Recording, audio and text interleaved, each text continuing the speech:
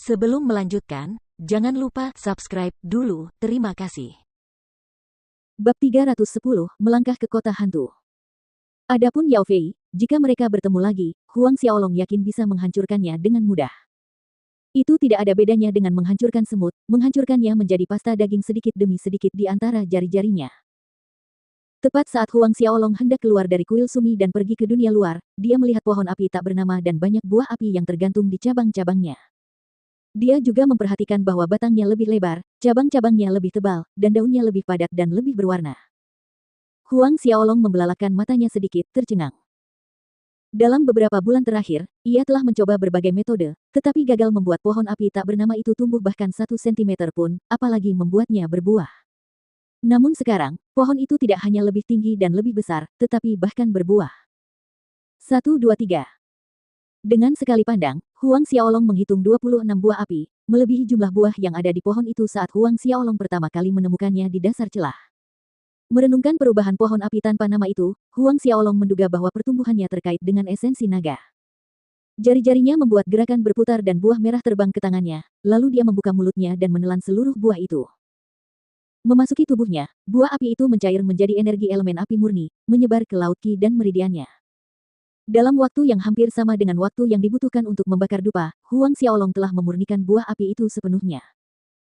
Laut Qi, meridian, pembuluh darah, dan dagingnya telah mencapai ketinggian baru yang mengerikan setelah memurnikan telur naga bumi, sedemikian rupa sehingga Huang Xiaolong tidak perlu lagi duduk dan bermeditasi untuk memurnikan ramuan langka seperti buah api. Namun, Huang Xiaolong menggelengkan kepalanya setelah itu. Jika dia masih seorang prajurit Xiantian Ordo ke-9, versi baru buah api yang berevolusi ini mungkin dapat meningkatkan kultivasinya, tetapi sekarang manfaatnya tidak berarti. Oleh karena itu, Huang Xiaolong meninggalkan sisa buah merah di tempatnya, menyimpannya untuk keluarganya untuk dilihat nanti. Dengan sekejap, Huang Xiaolong keluar dari kuil sumi, keluar dari lubang pohon dan, setelah menentukan posisinya, ia berjalan menuju kota hantu. Pemurnian telur naga bumi menundanya selama setengah bulan, dan saat ini, kota hantu telah muncul selama 8 hari. Siluet Huang Xiaolong bagaikan hantu di bawah sinar bulan saat ia melaju kencang menuju tujuannya tanpa halangan, menempuh perjalanan 1 hari 1 malam sebelum ia mencapai Gunung Roh Jahat. Gunung Roh Jahat sebenarnya adalah pegunungan yang membentang luas meliputi wilayah daratan yang tidak diketahui, lebih jauh dari yang dapat dilihat mata. Kota hantu adalah salah satu wilayah terlarang Betlam, tetapi Gunung Roh Jahat adalah salah satu lokasi paling jahat. Meskipun Gunung Roh Jahat tidak dianggap sebagai wilayah yang dalam dari domain hantu, gunung itu mengumpulkan sejumlah besar roh jahat, setan, dan iblis yang mengamuk. Itu adalah tempat di mana aura hantu dan iblis menembus langit tinggi. Namun, saat Huang Xiaolong sampai di Gunung Roh Jahat, yang membuatnya terpesona bukanlah aura hantu dan iblis yang kuat, melainkan raksasa kota yang tak tertandingi yang melayang di atas Gunung Roh Jahat. Sebuah kota merah tua sungguhan yang membentang puluhan ribu mil dan tampak sama tingginya. Tembok kota itu tingginya lebih dari 100 zang, terbuat dari biji yang tidak diketahui. Sepanjang waktu, darah mengalir tanpa henti dari atas tembok kota. Darah ini berwarna merah kehitaman, memancarkan rasa ngeri, bahkan dari jarak beberapa mil, Huang Xiaolong mencium bau busuk yang tidak sedap, mirip dengan bau busuk ribuan mayat berusia ribuan tahun, yang baunya tidak pernah hilang.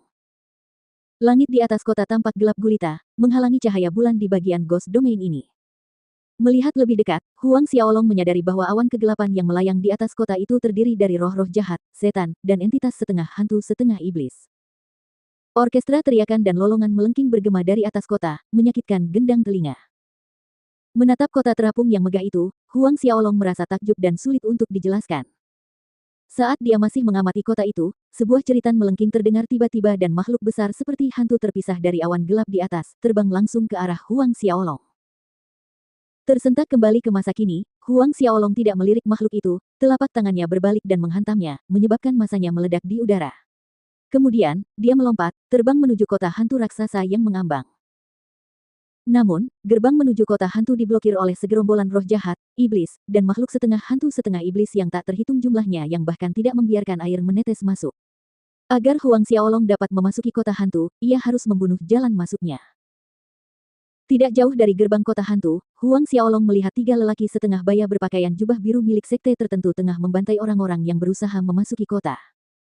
Namun, sebelum mereka berhasil, mereka ditenggelamkan oleh segerombolan roh jahat dan setan, digigit, dicabik-cabik, dan dimakan hidup-hidup. Huang Xiaolong menyaksikan saat daging ketiga orang itu dirobek oleh sekelompok ratusan roh jahat dan setan kecil, dari lengan, paha, hingga bagian lainnya. Darah yang brutal itu membuat alis Huang Xiaolong berkerut. Adegan yang mengerikan ini disaksikan pula oleh para pendekar dan pengikut sekte lainnya yang mempunyai pikiran yang sama untuk membantai orang demi masuk ke kota dan menyebabkan mereka mundur dengan panik. Muka mereka berubah menjadi pucat pasi dan hawa dingin yang tak kunjung hilang merayapi hati mereka.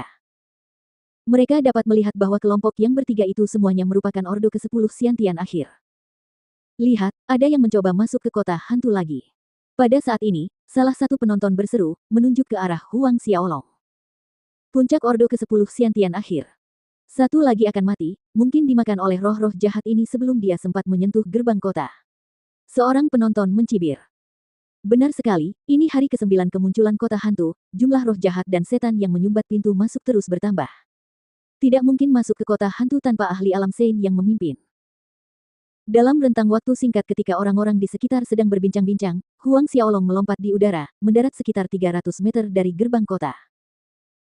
Para roh jahat dan setan yang berkerumun di pintu masuk melihat mangsa baru mendekat dan mereka semua memamerkan taring dan cakar tajam mereka dengan penuh semangat, menerkam ke arah Huang Xiaolong. Melihat ini, Huang Xiaolong mendengus, tangannya terangkat dan memukulkan telapak Buddha tanah ke depan. Pada saat itu, dunia dipenuhi dengan banyak sekali patung Buddha, cahaya Buddha suci menerangi daratan. Teriakan mengerikan datang dari roh-roh jahat dan setan saat mereka meledak, terhapus dari dunia. Energi Buddhisme mengalir keluar dari tubuh Huang Xiaolong bagaikan gelombang amarah, menyebar ke sekelilingnya. Kawanan makhluk hitam kedua yang hendak bergabung mundur dengan tergesa-gesa, seolah-olah mereka sedang menghadapi hal yang paling mengerikan di dunia. Beberapa tidak berhenti tepat waktu, bersentuhan dengan energi Buddhisme yang terpancar dari tubuh Huang Xiaolong dan jeritan tragis memenuhi udara karena rasa sakit yang luar biasa saat kabut hijau gelap mendesis dari tubuh makhluk-makhluk gelap ini. Roh-roh jahat dan setan ini buru-buru mundur dari jalan Huang Xiaolong. Murid-murid sekte dan prajurit lainnya ternganga melihat hasil ini, mereka baru bisa sadar kembali ketika siluet Huang Xiaolong menghilang dari pandangan di balik gerbang kota. Siapa anak itu? Bagaimana dia bisa memiliki energi Buddhisme yang begitu murni? Apakah itu murid jenius rahasia Kaisar Buddha yang terberkati? Serangan telapak tangan tadi, keterampilan tempur macam apa itu? Apakah Kekaisaran Buddha yang terberkati memiliki keterampilan tempur seperti itu? Di antara keterkejutan semua orang terdapat penyesalan yang teramat dalam, jika mereka tahu lebih awal, mereka akan mengikuti Huang Xiaolong dan memasuki kota hantu. Huang Xiaolong menoleh ke belakang setelah memasuki kota. Roh-roh jahat dan setan itu dikurung di luar gerbang kota, 3 zang jauhnya dari mereka, tidak dapat mendekat bahkan setengah inci pun. Pasti ada beberapa susunan unik di sekitar gerbang kota yang mencegah makhluk-makhluk itu masuk ke kota, sedangkan untuk sejumlah besar makhluk di langit di atas kota, teori yang sama seharusnya berlaku. Huang Xiaolong melangkah masuk, berdiri di salah satu jalan, angin dingin yang menggigit bertiup. Suara lolongan yang dikeluarkan cukup untuk menakuti kebanyakan orang. Huang Xiaolong melihat sekeliling dan yang bisa dilihatnya hanyalah kehancuran total dan kesunyian yang berat. Di kiri dan kanannya terdapat bangunan yang runtuh, reruntuhan yang bobrok, dan tubuh tanpa kepala yang berserakan di mana-mana. Potongan-potongan tubuh yang tidak lengkap dan noda darah menghiasi pemandangan.